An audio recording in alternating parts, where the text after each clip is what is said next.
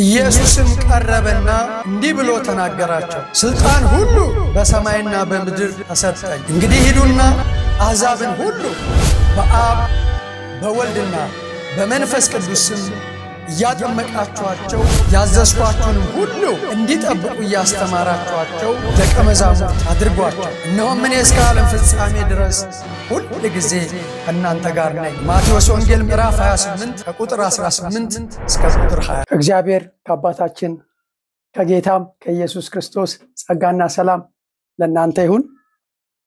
ሁላችሁንም በከበረው ጌታ በኢየሱስ ክርስቶስ ስም ሰላም እላችኋለሁ። አሁንም እንደገና እድል ስለሰጠን እግዚአብሔርን እናመሰግናለን። ወደ አምስተኛው ምዕራፍ ወይም አምስተኛው ሐሳብ እየተሸጋገርን ነው። ዛሬ የምናየው ምዕራፍ 5 ከክፍል 1 ጀምሮ ነው። እስካሁን እያየን የመጣ ነው ኢየሱስ ክርስቶስ በአዲስ ኪዳን ፋሲካ ላይ ቆሞ በፋሲካ በዓል ምክንያት ምን እንዳደረገ እሱን አይተናል። ዛሬ ምናልባት ሁለት በዓላትን አይተን ከዛ ከበዓላቱ ጋር ያላቸውን ግንኙነት ደግሞ እናያለን። እስራኤላውያን በዓላትን ሲያከብሩ በምክንያት ነው። ወዳጆቼ በቂ ምክንያት አላቸው፣ የህይወት ምክንያት አላቸው። እኛም ያንዳንዱን በዓል ስናከብር ያንዳንዱን ቀን ስናከብር ምን መሆን እንዳለበት አይተናል። በዓላትን ማክበር አለማክበር አዲስ ኪዳን ምንም አይነት ኮምፕሮማይዝ ሳይኖረው ስለ በዓል፣ ስለ ወር መባቻ፣ ስለ ሰንበት ማንም አይፍረድባችሁ ይላል። ወዳጆቼ አከበርናቸውም አላከበርናቸውም ሲጀመር መታወቅ ያለበት የምናከብረው የበዓሉን ጌታ ነው፣ በዓሉን አይደለም። የምናከብረው የቀኑን ጌታ ነው፣ ቀን የሰጠንን ጌታ ነው፣ የቀኑን አይደለም። የአክብሮታችን አቅጣጫ መለወጥ አለበት፣ የአምልኳችን አቅጣጫ መለወጥ አለበት፣ የእምነታችን አቅጣጫ መለወጥ አለበት። ወዳጆቼ ግን በዓላት ላይ ተንተርሶ እግዚአብሔር በዓላት ላይ ቆሞ ምን እንዳደረገ ሶስቱን በዓል ብቻ ነው። እስራኤላውያን በጣም ብዙ ዛሬም ማናያቸው ግን እናንተ እንዲሁ ለትምህርታችሁ የምታዩዋቸው በጣም ብዙ በዓል አሉ። ለምሳሌ የኢዮቤልዩ በዓል አለ ማለት ምህረት የሚደረግበት በዓል ማለት ነው። እግዚአብሔር ለኛ ምህረት ያደረገበት። የፉሪም በዓል አለ፣ ስጦታ ሲሰጣጡ መጽሐፍ አስቴር ላይ ታውቃላችሁ። አሁን ለምሳሌ የፉሪም በዓል በሙሴ ዘመን የወጣ ህግ አይደለም። ነገር ግን በመርዶክዮስ ዘመን እግዚአብሔር ነገርን ስለገለበጠ እግዚአብሔር ነገር መገልበጥ ስለሚችል እርግማኑን በረከት ማድረግ ስለሚችል የሞትን ንጋት በህይወት መለወጥ ስለሚችል እስራኤላውያን እንዲገደሉ ታዘዘ በሐማ አማካኝነት። እግዚአብሔር ነገሩን ገለበጠ። ክብር ለኢየሱስ ይሁን። ወዳጆቼ የእያንዳንዳችን ነገር እግዚአብሔር ይገለብጣል እና ፉሪም በዓል አሉት ይላል። በጣም የሰንበት በዓል አለ ዛሬም ማናየው። ክርስቶስ ኢየሱስ የሰንበት ጌታ። በሰንበት ምን እንዳሉት ስለ ሰንበት ምን እንደተነጋገረ መጽሐፍ ቅዱስን ማንበብ ይበቃል። በጣም ብዙ በዓላቶች አሉ። ሶስቱን ግን እናያቸው። ለምሳሌ ፋሲካ ላይ ቆሙ። ሉቃስ 22 1 7 11 እና 15 እንዲላል ፋሲካም የሚባለው የቂጣ በዓል ቀረበ። አሁን ስለ ፋሲካ ለመመለስ አይደለም፣ ግን በዓላት ላይ ቆሞ ምን እንደሚያደርግ ፋሲካም የሚባለው የቂጣ በዓል ቀረበና ብዙ ነገር ካለ በኋላ ጴጥሮስና ዮሐንስንም ፋሲካ እንድንበላ ሄዳችሁ አዘጋጁልን ብሎ አላቸው። ወደ ደብረ ዘይትም ሄደ፣ ጸሌ ይሁዳን ሊይዙት መጡ ይላል። በይሁዳ አማካኝነት ሊይዙት መጡ ይላል። ሁለተኛው ዛሬ የምናየው የዳስ በዓልና ኢየሱስ። ፋሲካና ኢየሱስን አየን። የዳስ በዓልና ኢየሱስ የመዳን ጥሪ ያቀረበበት ነው የዳስ በዓል። ወዳጆቼ ዮሐንስ 7 28 እና 37 የአይሁድም የዳስ በዓል ቀርቦ ነበር ይላል። ፋሲካም የሚባለው የበዓል የቂጣ በዓል ቀረበ ነው የሚለው።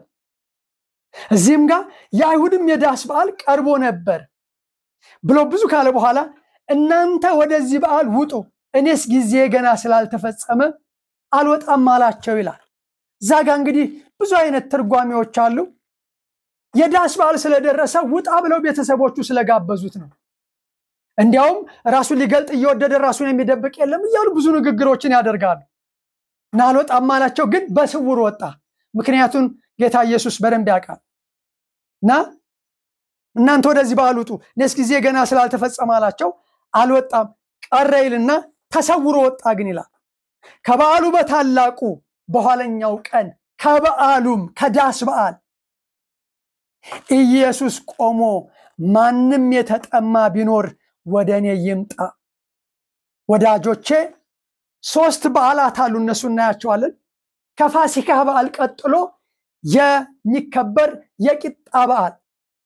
የቂጣ በዓልና የፋሲካ በዓል ኦልሞስት አንድ አይነት እንደሆኑ ዘጸአት 12 ላይ አይተነዋል።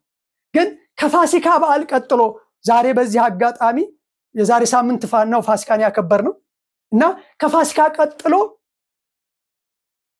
የቂጣ በዓልን አክብረናል። እንደገና ደግሞ ሌላ ሁለተኛ በዓል ደግሞ አለ። አሁን ይሄ የዳስ በዓል 3ኛው እና በታላቁ በኋለኛው ቀን ኢየሱስ ቆሞ ማንም የተጠማ ቢኖር ወደ እኔ ይምጣና ይጠጣ። ውሃ ጥም የሚያቅሰው በትንሹ ጨው የበላ፣ በትንሹ ማለቴ ምሳሌው ድሃ መሆኑን ለመግለጽ ነው። ጨው የበዛበት ምግብ በልታችሁ ውሃ እንዴት እንደምትጠሙ ታውቃላችሁ።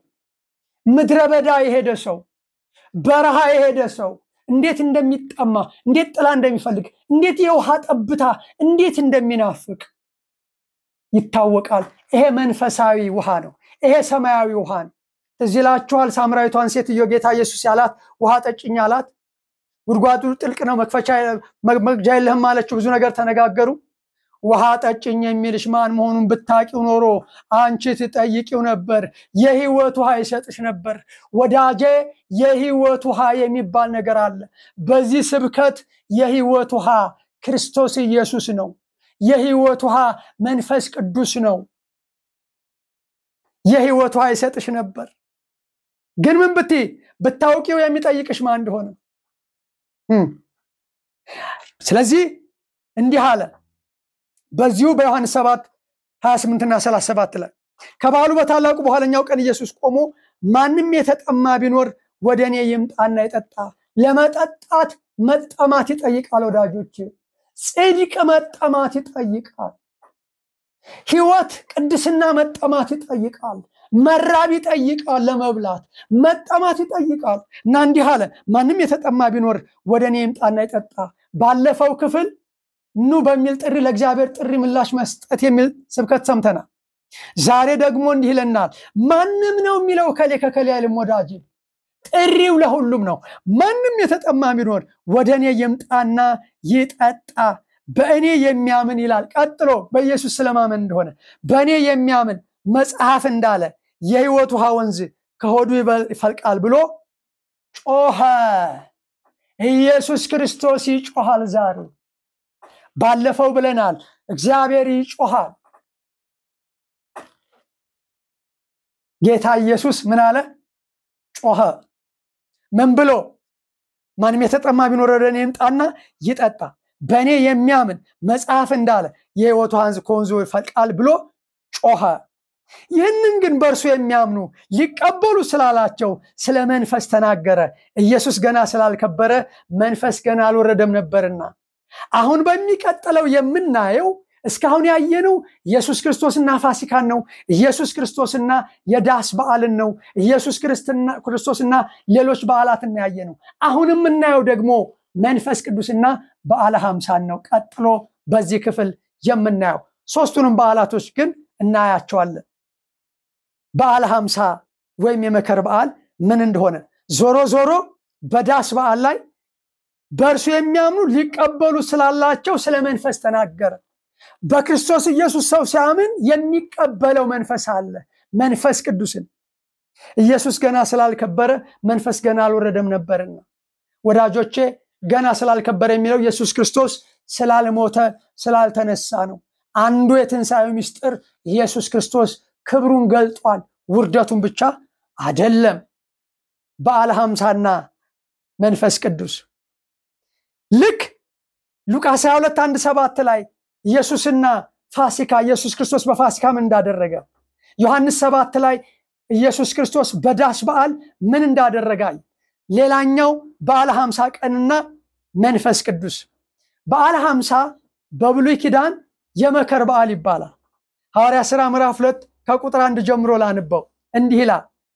በዓለ 50 የተባለውም ቀን በደረሰ ጊዜ፣ ልብ በሉ፣ የዳስ በዓል በቀረበ ጊዜ ምን እንዳደረጋየን፣ ኢየሱስ ፋሲካ በቀረበ ጊዜ ምን እንዳደረጋየን፣ አሁን ደግሞ ይሄው እግዚአብሔር በዓለ 50 የተባለው ቀን በደረሰ ጊዜ ምን እንዳደረገ ተመልከቱ። በዓለ 50 የተባለው ቀን በደረሰ ጊዜ ሁሉም በአንድ ልብ ሆነው አብረው ሳሉ ድንገት እንደሚነጥቅ አውሎ ንፋስ ከሰማይ ድምፅ መጣ። ምንድን ይሄ ድምፅ ያለው ነገር? ተቀምጠው የነበሩበትንም ቤት ሁሉ ሞላው። ቤቱን ሞላው። በሰለሞን ዘመነ መንግስት ሰለሞን መስዋዕት ካቀረበ በኋላ እግዚአብሔር ተገለጠለት። ሰዎች መንቀሳቀስ እስከማይችሉ ድረስ ቤቱን ሞላው። በዚህም ዘመን ሐዋርያ ሥራ ምዕራፍ 2 ላይ በበዓለ 50 ቀን መንፈስ ቅዱስ ድምፅ ሆኖ መጥቶ ቤቱን ሞላው። ቤቱን ሁሉ ሞላው። እንደ እሳትም የተከፋፈሉ ልሳኖች ታዩአቸው። ልሳን እንደ እሳት የተከፋፈለ ነው። ልሳኖች ታዩአቸው። ስለሱ ሌላ ጊዜ እድል ካለ እናየዋለን። በሁሉም መንፈስ ቅዱስ ሞላባቸው። ክብር ለኢየሱስ ይሁን። ለዚህ በዓላቶችን እያየን ነው። የፋሲካን በዓል አይተናል፣ አንመለስም። የቂጣ በዓል ደግሞ ከፋሲካ ቀን ጀምሮ ለ7 ተከታታይ ቀናት እርሾ የሌለበት ቂጣ በመብላት የሚከበር ነው። ይሄ የቂጣ በዓል። ይህ በዓል የፋሲካን በዓል በመከተል ስለ ጌታ ኢየሱስ የሕይወት እንጀራ መሆኑን ሰው ከዳነ በኋላ የሚያገኘውን ሕይወት የሚያመለክት ነው። ሌላኛው በቂጣው ውስጥ እርሾ አለመኖሩ ኢየሱስ ክርስቶስ ኃጢአት አልባ የሌለበት ንጹህ መሆኑን የሚያሳይ እንደሆነ ብዙ ተነጋግረን፣ ዞሮ ዞሮ ከፋሲካ በዓል ቀጥሎ የሚከበረው የቂጣ በዓል ነው። ትርጓሜውም እዛው ጋር አለ።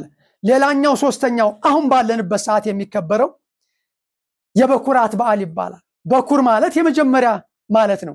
ፊስት ኦፍ ፈርስት ፍሩት ይሉታል። ያኛው ፊስት ኦፍ አንሊቭንድ ይሉታል። አንሊቭንድ ብሬድ ይሉታል። ይሄኛው የበኩራት በዓል ከፋሲካ በዓል ቀጥሎ ባለው ሰንበት ማግስት የሚከበር በዓል። ምን አልኩኝ? ከፋሲካ በዓል ቀጥሎ ባለው ሰንበት ማግስት የሚከበር በዓል ነው የበኩራት በዓል።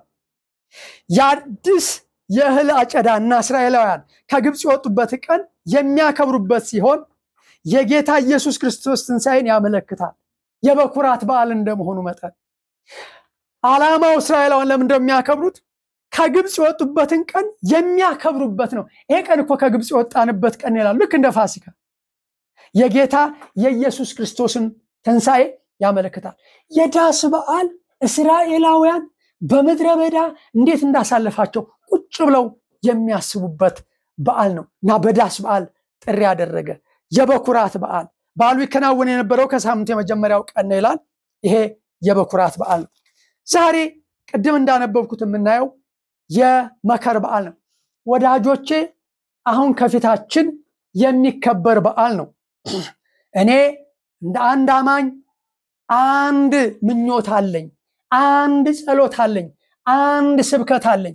ይሄ የሚቀጥለው በዓለ 50 ወይም የመከር በዓል ወይም የሰባቱ ሱባኤ በዓላት ይሉታል በዓለም ደረጃ ቢከበር ደስ ይለኛል። እንደነገርኳችሁ እኛ ወዳጆቼ ከሰዎች አይተን ከሰዎች ሰምተን መብት ሆኖ እንዲሆን እሱም ጥሩ ነው። ነገር ግን እኔ አንድ ምኞት አለኝ፣ እኔ አንድ ጸሎት አለኝ፣ የመከር በዓል እንዲከበር። ለምን ስትሉ የሕይወት ድግስ ስለሆነ በዓለ 50 የመንፈስ ቅዱስ በዓል ወይም ደግሞ የሕይወት ድግስ ነው። የወንጌል በዓል ነው ወዳጆቼ። እውነት ነው። በተለያዩ አብያተ ክርስቲያናት በዓይኔ አይቻለሁ። በእኔም ዘመን የሆነ አይቻለሁ። የሥራው ባለቤት እግዚአብሔር ስለሆነ በጣም ብዙ ሰዎች ሲድኑ አይቻለሁ። ለሚድኑት ሰዎች የሥራው ባለቤት እግዚአብሔር የተባረከ ይሁን። ይሄ የወንጌል ድግስ በዓል የመከር በዓል ምን እንደሆነ ተመልከቱ። ይህ በዓል የሚውለው የፋሲካ በዓል ከተከበረ ከ50 ቀን በኋላ በመሆኑ በዓለ 50 ተብሎ ተጠራ። በዓለ 50 ተብሎ የተጠራው የፋሲካ በዓል ከተከበረ ከ50 ቀን በኋላ በመሆኑ ነው በዓለ 50 ተብሎ የተጠራው። ሐዋርያት ሥራ ምዕራፍ 2:1 ላይ በዓለ 50 የተባለውም ቀን በደረሰ ጊዜ ሁሉም በአንድ ልብ ሆነው አብረው ሳሉ ድንገት እንደሚነጥቅ አውሎ ነፋስ ከሰማይ ድምፅ መጣ ብዬ ቅድም ያነበብኩት እናንተም የምታነቡት ማለት ነው። ሁለተኛ የመከር በዓል በአብዛኛው በብሉይ ኪዳን የሚታወቀው የመከር በዓል ተብሎ ነው። ይበልጥ የሚከወለው በበዓሉ የሚከበረው ብዙ ትልቅ ጉባኤ በመሰብሰብ ነበር። ለዚህ ነው ብዙ ሰው የተሰበሰበበት። እናየዋለን ሐዋርያት ሥራ ምዕራፍ 2 ላይ ከ4 ጀምሮ እናየዋለን።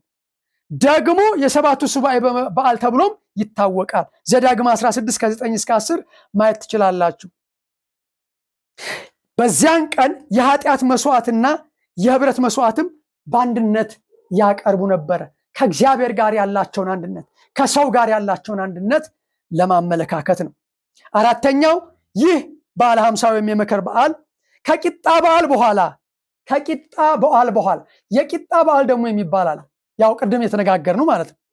ከቂጣ በዓል በኋላ ህዝቡ ወደ የቤታቸው በመመለስ ለሚቀጥሉ 6 ሳምንታት ሰብል ወይም መከር በመሰብሰብ ተግባር ይጠመዳሉ። ከዚያም 2 እንጀራ በመጋገር ወደ እግዚአብሔር በማቅረብ ምስጋናቸውን ያቀርባሉ ማለት ነው። በዓሉ የሚከበረው መቼ ነው? ከቂጣ በዓል በኋላ ህዝቡ ወደ የቤታቸው በመመለስ ለሚቀጥሉ 6 ሳምንት ሰብል ወይም መከር በመሰብሰብ ነው። ለዚህ ነው የመከር በዓል አሁን በአዲስ ኪዳን የወንጌል መከር ወይም የወንጌል አዝመራ ይባላል። አምስተኛ ይህ የመከር በዓል ከመንፈሳዊ መከር ጋር ተገናኝቷል። ይኸውም በበዓለ 50 ቀን የወረደው መንፈስ ቅዱስ ስለሆነ ማለት ነው። በዚህ ቀን ለጸሎት የተጉ ሰዎች እንደነበሩ ማየት እንችላለን። ሐዋርያት ሥራ ምዕራፍ 2 እሱን እያየን ስለምንሄድ ማለት ነው። ቁጥር 5 ላይ እንዲህ ይላል፣ ከሰማይ በታች ካሉ ህዝብ ሁሉ በጸሎት የተጉ አይሁድ በኢየሩሳሌም ይኖሩ ነበር። ወዳጆቼ ለጸሎት የተጉ ሰዎች ናቸው። ወደ ማን እንደሚጸልዩ ምን እንደሚጸልዩ ይታወቃል። ወዳጆቼ የአሕዛብም ጸሎት ይታወቃል፣ የአይሁዳውያንም ጸሎት ይታወቃል። ግን ለጸሎት የተጉ ናቸው። እግዚአብሔር በኋላ ጸሎታቸውን ቀየረላቸው። የኛንም ጸሎት እግዚአብሔር ይቀይርልን። አይሁድ በጸሎት የተጉ አይሁድ በኢየሩሳሌም ይኖሩ ነበር። ይህም ድምፅ በሆነ ጊዜ ህዝቡ ሁሉ ተሰበሰቡ፣ እያንዳንዱም በገዛ ቋንቋው ሲናገር ይሰማ ስለነበር የሚሉትን አጡ ይላል። ይሄ በዓል ከሰማይ በታች ሰዎች የተሰበሰቡበት ነው፣ የመከር በዓል። ሌላው 7ኛው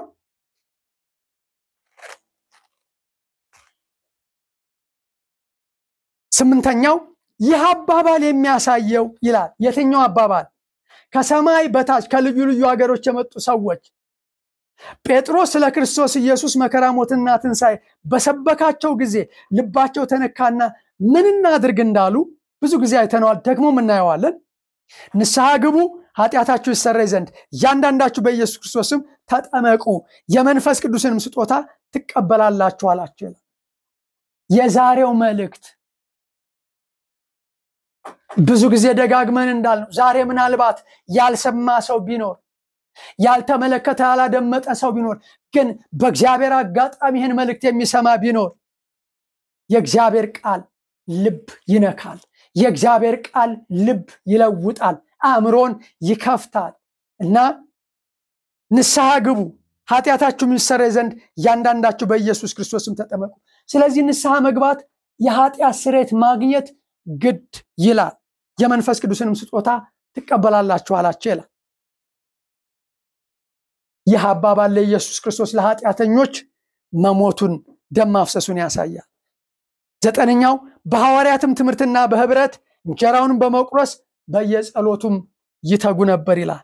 ወዳጆቼ ከዛ ጊዜ ጀምሮ ከዛ ከበዓለ 50 ጊዜ ጀምሮ በበዓለ ሐምሳ ከወረደው መንፈስ ቅዱስ የተነሳ ወንጌል መስበክ ተጀመረ በይፋ። ክብር ለኢየሱስ ይሁን። ልክ ነው። ሐዋርያቱን እንደጠራቸው ልኳቸዋል። በተኩላዎች መካከል ልካቸዋለሁ ብሏቸዋል። ልኳቸዋል። በጣም ብዙ እንትን ብለዋል። ግን በይፋ ሐዋርያት ሥራ ምዕራፍ 2 ላይ ወንጌል መስበክ ተጀመረ። አሁን የምናየው ከዚህ በኋላ ቀጥሎ ኢየሱስ ክርስቶስና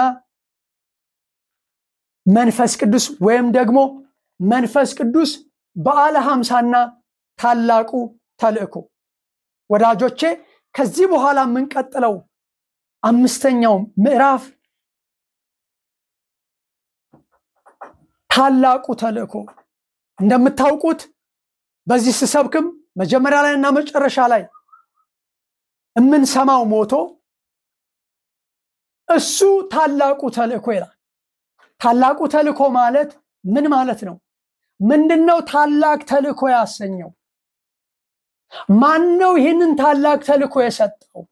ለማን ነው ይሄ ታላቅ ተልእኮ የተሰጠው?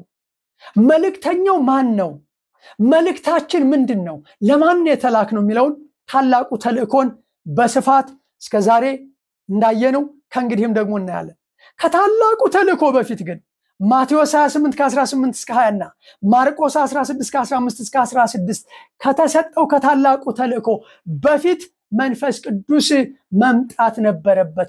ለዚህ ነው መንፈስ ቅዱስና በዓለ ሐምሳን እያየን ያለነው። መንፈስ ቅዱስ ደግሞ የጀመረው ሐዋርያት ሥራ ምዕራፍ 2 ላይ ከበዓለ ሐምሳ ጋር ተገናኝቶ ይሁን እንጂ መንፈስ ቅዱስ ተስፋ ነው። ዮሐንስ ወንጌል ላይ እሱን እናየዋለን። ዛሬ የምናየው እሱን ነው። ሉቃስ 24:49 መንፈስ ቅዱስ ማን ነው? መንፈስ ቅዱስ ምንድን ነው? መንፈስ ቅዱስ ፍሬ፣ መንፈስ ቅዱስ ስጦታ። እሱን ከማየታችን በፊት በዚህ አጋጣሚ ብዙ ጊዜ ስለ ኢየሱስ ክርስቶስ ስሰብክ አንዳንድ ሰዎች የሌላ ሃይማኖት የሌላ ተቋም እንትን ይመስላል የሚሉ ሰዎች ነበሩ። ነገር ግን ስለ መንፈስ ቅዱስ እንደምሰብክ፣ ስለ እግዚአብሔር አብ እንደምሰብክ፣ ስለ ሥላሴ እንደምሰብክ ቃል ገብቼ ነበር። አሁን ስለ መንፈስ ቅዱስ በጽሞና ተረጋግተን እንሰማለን። እኔም ጌታ ይረዳኛል። ሉቃስ 24:49 ላይ ሐዋርያት ሥራ በፊት እነሆም አባቴ የሰጠውን ተስፋ። ማን የሰጠውን? አባቴ የሰጠውን። ተናጋሪው ማን ነው? ኢየሱስ ክርስቶስ በለበሰው ሥጋ አባቴ ይለዋል። የሰጠውን ተስፋ። ስለዚህ መንፈስ ቅዱስ ስጦታ ነው ማለት ነው። አንዱ ለሌላው ሲሰጥ አንዱ ከሌላው በልጦና አንሱ አይደለም። በመንፈስ ቅዱስ ላይ የሚደረጉ ኃጢአቶች፣ ስህተቶች ምንድናቸው ብለን እናየዋለን። ግን እዚህ ጋር መንፈስ ቅዱስ የአብ ስጦታ ነው። እነሆም አባቴ የሰጠውን ተስፋ ስጦታ ነው። ሁለተኛ ደግሞ መንፈስ ቅዱስ ተስፋ ነው። ትዝ ይላችኋል ኢየሱስ ክርስቶስ የብሉይ ኪዳን ተስፋ የአዲስ ኪዳን ፍጻሜ እንደሆነ በማስረጃ አይተናል። አሁን መንፈስ ቅዱስም የብሉይ ኪዳን ተስፋ እንደሆነ፣ እንዴት የአዲስ ኪዳን ፍጻሜ እንደሆነ እናያለን። መንፈስ ቅዱስ እነሆም አባቴ የሰጠውን ተስፋ እኔ እልክላችኋለሁ። የሚገርመው ኢየሱስ ከአብ ዘንድ ተልኬ መጥቻለሁ እንዳለ ቃል በቃል መንፈስ ቅዱስም ተልኮ የመጣ ነው። እናንተ ግን ከላይ ኃይል እስክትለብሱ ድረስ በኢየሩሳሌም ከተማ ቆዩ። ሐዋርያት ሥራ ከመውጣታቸው በፊት እነ ጴጥሮስ ከመስበካቸው በፊት በኢየሩሳሌም ከተማ ቆዩ። ለምን? ኃይል እስክትለብሱ። ኃይል ሲለብሱ ምን ይሆናል? በሚቀጥለው እናያለን ተራ በተራ። ነገር ግን እዚህ ጋር እነሆም አባቴ የሰጠውን ተስፋ እኔ እልክላችኋለሁ፣ እናንተ ግን ከላይ ኃይል እስክትለብሱ ድረስ በኢየሩሳሌም ከተማ ቆዩ። ሐዋርያት ሥራ ምዕራፍ 1:4 እና 8 ከእነርሱም ጋር አብሮ ሳለ ይላል። ይህን የሚለው ማን ነው? ሐዋርያው ሉቃስ እንደጻፈው ታውቃላችሁ። እንዲህ ይላል ምዕራፍ 1:1 ቴዎፍሎስ ሆይ ኢየሱስ የመረጣቸውን ሐዋርያትን በመንፈስ ቅዱስ ካዘዛቸው በኋላ እስካረገበት ቀን ድረስ ያደርገውና ያስተምረው ዘንድ ስለጀመረው ሁሉ መጀመሪያውን ነገር ጻፍ። ደግሞ ይላል 40 ቀን እየታያቸው ስለ እግዚአብሔር መንግስት ነገር እየነገራቸው በብዙ ማስረጃ ከሕማማቱ በኋላ ሕያው ሆኖ ለነርሱ ራሱን አሳያቸው። ከነርሱም ጋር አብሮ ሳለ ከኢየሩሳሌም እንዳይወጡ አዘዛቸው። ነገር ግን ከኔ የሰማችሁትን አብ የሰጠውን የተስፋ ቃል ይደግመዋል። ማይሰጠውን ከኔ የሰማችሁትን አብ የሰጠውን የተስፋ ቃል ጠብቁ ይልና ማን እንደሆነ ይሄ አብ የሰጠው የተስፋ ቃል ቀጥሎ ይናገራል። ዮሐንስ በውሃ አጥምቆ ነበርና እናንተ ግን ከጥቂት ቀን በኋላ በመንፈስ ቅዱስ ትጠመቃላችኋል። ጊዜ ቢኖረን እግዚአብሔር ቢፈቅድ በመንፈስ ቅዱስ መጠመቅ ምንድነው? መሞላት ምንድነው? የመሞላት ምልክቱ ምንድነው? ለመሞላት የሰው ድርሻ ምንድነው? እንደ እግዚአብሔር ቃል ነው ያለው። የሚገርመው ቃል መናገር ብቻ ሳይሆን ቃሉን በሰሙት ሁሉ ላይ መንፈስ ቅዱስ ወረደ ይላል። ወዳጆች ይህን ቃል ስትሰሙ መንፈስ ቅዱስ በእናንተ ላይ እንዲወርድ ጸልያለሁ። በመንፈስ ቅዱስ እንድትሞሉ፣ በመንፈስ ቅዱስ እንድትጠመቁ ጸልያለሁ። እንድትፈወሱ ጸልያለሁ። መንፈስ ቅዱስ ይፈውሳል ወዳጆች። ግን እንዲህ አለ፣ ከነርሱም ጋር አብሮ ሳለ ከኢየሩሳሌም እንዳይወጡ አዘዛቸው። ነገር ግን ከኔ የሰማችሁትን አብ የሰጠውን የተስፋ ቃል ጠብቁ። ዮሐንስ አጥምቆ ነበርና እናንተ ግን ከጥቂት ቀን በኋላ በመንፈስ ቅዱስ ትጠመቃላችሁ ብሎ ጥቂት ካለ በኋላ ቁጥር 8 ላይ ነገር ግን መንፈስ ቅዱስ በእናንተ ላይ በወረደ ጊዜ ኃይልን ትቀበላላችሁ፣ በኢየሩሳሌም፣ በይሁዳ፣ በሰማርያ እስከ ምድር ዳር ምስክሮቼ ትሆናላችሁ። ለምንድነው ኃይል የምንቀበለው? ምስክር ለመሆን። አሁን አንዱ ትልቁ ችግር ብዙ ሰው መመስከር ይፈልጋል። ልክ ነው። ምስክርነት አስፈላጊ ቁጥር 1 ዋና አገልግሎት ነው። ግን ኃይል ሳንቀበል ነው የምንወጣው። ልክ ነው። እኛ ክርስቶስ ኢየሱስ አምነን በተቀበልን ጊዜ መንፈስ ቅዱስ በእኛ ውስጥ እንደሚሆን ምንም ጥያቄ የለም። መሞላት ግን የዕለት ተዕለት ስራ እንደሆነ ያሳያል። ኃይል እስክትቀበሉ ከኢየሩሳሌም አትውጡ። ኃይል በተቀበላችሁ ጊዜ ቤት በኢየሩሳሌም፣ በይሁዳ፣ በሰማርያ እስከ ምድር ዳርቻ እስከ ዓለም ዳርቻ ምኖቼ ትሆናላችሁ፣ ምስክሮቼ ትሆናላችሁ። እንድንመሰክር ጌታ ይርዳል። እዛው ዮሐንስ 14 16 እና 26 ላይ እኔም አብን እለምናለሁ ለዘላለም ከናንተ ጋር እንዲኖር። ለአንድ ቀን ጀንበር አይደለም፣ ለዘላለም። ዘላለም ማለት ከመንግስተ ሰማይ በኋላም የሚቀጥል ነው። ከንጥቀት በኋላም የሚቀጥል ነው። ከሺህ ዓመት መንግስት በኋላም የሚቀጥል ነው። ከዘላለም ፍርድ በኋላም የሚቀጥል ነው። እኔም አብን እለምናለሁ ለዘላለም ከናንተ ጋር እንዲኖር ሌላ አጽናኝ ይሰጣችኋል። አጽናኝ በኋላ እናየዋለን ትርጉሙ። ጳራቅሊጦስ መንፈስ ቅዱስ ማን ነው የሚለውን ከትርጉም ጀምሮ ነው የምናየው። በጣም አስፈላጊ ስለሆነ ይሰጣችኋል። እርሱም ዓለም የማያየውና የማያውቀው፣ ዓለም አያውቀውም፣ በስጋ ዓይን የማይታይ የማይታወቅ ስለሆነ እንደገና የተወለዱ ሰዎች ናቸው መንፈስ ቅዱስን ምን የሚሉት የሚያውቁት የሚያዩት። በጣም ደስ ይላል። ለዘላለም ከናንተ ጋር እንዲኖር አንደኛ። ሁለት ሌላ አጽናኝ ይሰጣችኋልና እርሱም ዓለም የማያውና የማያውቀው ስለሆነ ሊቀበለው የማይቻለው የእውነት መንፈስ ነው።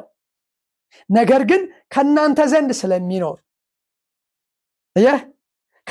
ዘንድ ስለሚኖር በውስጣችሁም ስለሚሆን መንፈስ ቅዱስ በውስጣችን ነው። ኢየሱስ ክርስቶስ ብቻ አይደለም ጳውሎስ እንዳለው ክርስቶስ በእኔ ይኖራል እንዳለው፣ ጸጋና እውነትን ተመልቶ በእኛ አደረ እንዳለው መንፈስ ቅዱስም በውስጣችን ይኖራል። ወዳጆቼ ከናንተ ዘንድ ስለሚኖር በውስጣችሁም ስለሚሆን መንፈስ ቅዱስ በዳናማኝ ውስጥ ነው ስለሚሆን እናንተ ታውቁታላችሁ። ክብር ለኢየሱስ ይሁን። መንፈስ ቅዱስን አወቀን። እንደዛ ብሎ ካለ በኋላ አብ በስሜ የሚልከው መንፈስ ቅዱስ ምንድነው ብለናል? ከአብ የተላከ ግን መንፈስ ቅዱስ የሆነው አጽናኝ እርሱ ሁሉን ያስተምራችኋል። በእኛ ዘንድ መኖር አይደለም፣ በእኛ ውስጥ መሆን አይደለም፣ ሁሉን ያስተምራችኋል። እኔም የነገርኳችሁን ሁሉ ያሳስባችኋል። ክብር ለኢየሱስ ይሁን። በሚቀጥለው ጌታ ቢፈቅድ ብንኖር መንፈስ ቅዱስ ማን ነው ከሚለው ጀምሮ ሙሉን ትምህርት እንማራለን። እግዚአብሔር ይረዳናል። በተግባር ደግሞ እናውለዋለን። እግዚአብሔር ይባርካችሁ። ኢየሱስም ቀረበና እንዲህ ብሎ ተናገራቸው፣ ስልጣን ሁሉ በሰማይና በምድር ተሰጠኝ። እንግዲህ ሂዱና አሕዛብን ሁሉ በአብ በወልድና በመንፈስ ቅዱስ ስም እያጠመቃችኋቸው ያዘዝኳችሁንም ሁሉ እንዲጠብቁ እያስተማራችኋቸው ደቀ መዛሙርት አድርጓቸው እነሆም እኔ እስከ ዓለም ፍጻሜ ድረስ ሁል ጊዜ ከእናንተ ጋር ነኝ ማቴዎስ ወንጌል ምዕራፍ 28 ከቁጥር 18 እስከ ቁጥር 20